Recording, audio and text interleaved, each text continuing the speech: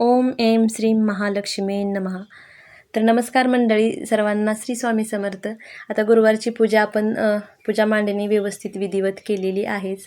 तर आता हा प्रश्न पडतो की उत्तर पूजा ही कशी करायची.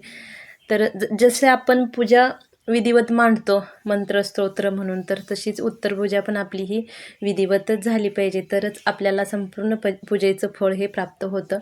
तर असं नाही की आपण पूजा मांडली विधिवत आणि उत्तर पूजा आपल्याला व्यवस्थित करायला जमलीच नाही, आणि जास्त काही वेळही लागत नाही, पण एक 5 मिनिटामध्ये आपली उत्तर पूजा करून होते.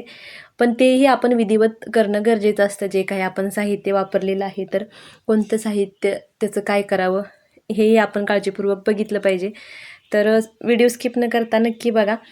तर आपण आता गुरुवारी ही कोणी सकाळी मांडले असेल, कोणी सायंकाळी, आता तुम्हाला जसा वेळ असेल त्या वेळेमध्ये तुम्ही मांडू शकता. पूजेचं तसं फक्त दुपारी फक्त मांडायची नसते, बाकी वेळेमध्ये आपण मांडतो. तर व्यवस्थित पूजा मांडून कथा वाचन करून होते. आपल्याला मंत्र जप पण होतो त्या दिवशी करायचा. जसा वेळ भेटेल तसं करतात महिला. तर आता उत्तर पूजा ही आपल्याला शुक्रवारी सकाळी करायची असते. आता सकाळी तरी तुम्हाला जर सकाळी लवकर जमेत असेल तर सकाळी म्हणजे 6च्या दरम्यान उत्तर पूजा करावी असं मानतात. पण आपल्याला एवढ्या लवकर नाही जमत नसेल, आता तुम्ही मुलांचे डबे असतात, मिस्टरांचा डबा असतो, तर ह्या घाई गडबडीत आपल्याला हे पूजापाठ करायला, म्हणजे सकाळची उत्तर पूजा देवपूजा ही आता बऱ्याच स्त्रियांचं तसंच होतं. म्हणजे घरातील सर्वांना सर्व कामावरती गेले की नंतर मग पूजापाठ केला जातो. तर तसं काही हरकत नाही. आपण एक 10 वाजेपर्यंत उत्तरपूजा केली तरीही चालते.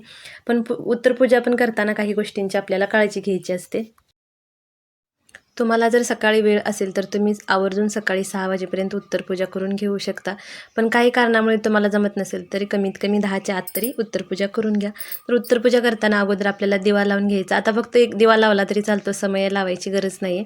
तर दिवा लावून घ्यायचा, दिव्याला नमस्कार करायचा. आता आपण जिथं गणपती बाप्पांचं स्वरूप स्तूपारी मांडलेलं आहे, तर गणपती बाप्पांनाही हळदी कुंकू वाहून घ्यायचं. लक्ष्मी मातेला हळदी कुंकू, फोटोला जो कलश स्थापना केलेला आहे कलशालाही हळदी कुंकू वाहून घ्यायचं आणि आरती करून घ्यायची. आता लक्ष्मी मातेची तर आपल्याला आरती करायची आहे.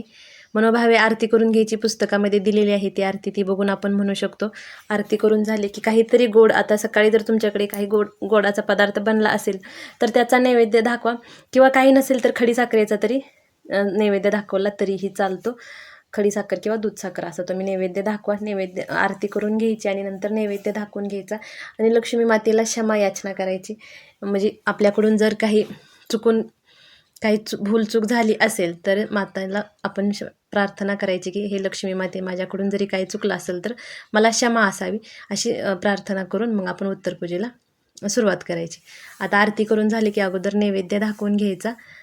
जो काही तुम्ही खडीसाखर घेतलेली आहे तर त्याचा नैवेद्य दाखवून घ्यायचा.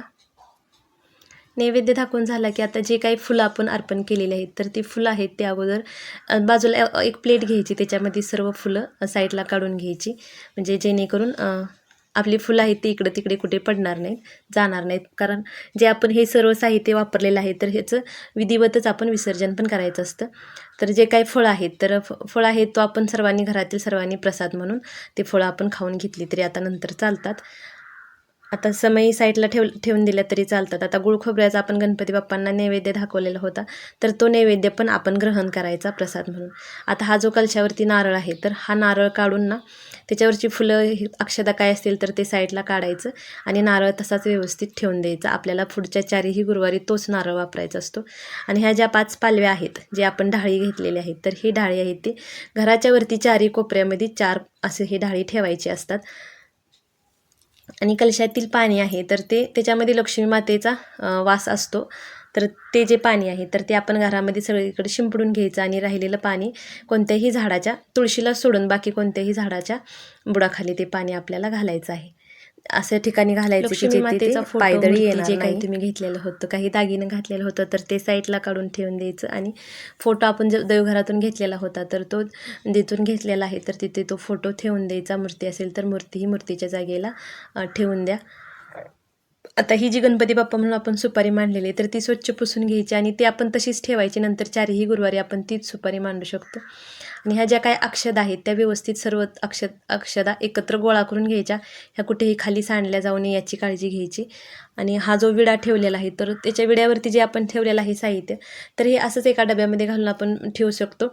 आपण नंतर 4ही गुरुवारी तेच साहित्य वापरलं तरी चालतं, किंवा जर खायचं असेल तर ते तुम्ही खाऊन पुढच्या गुरुवारी दुसरं ठेवलं तरीही चालतं. विड्याच्या साहित्याचं तसं काही नाही, ठेवलं तरी चालतं.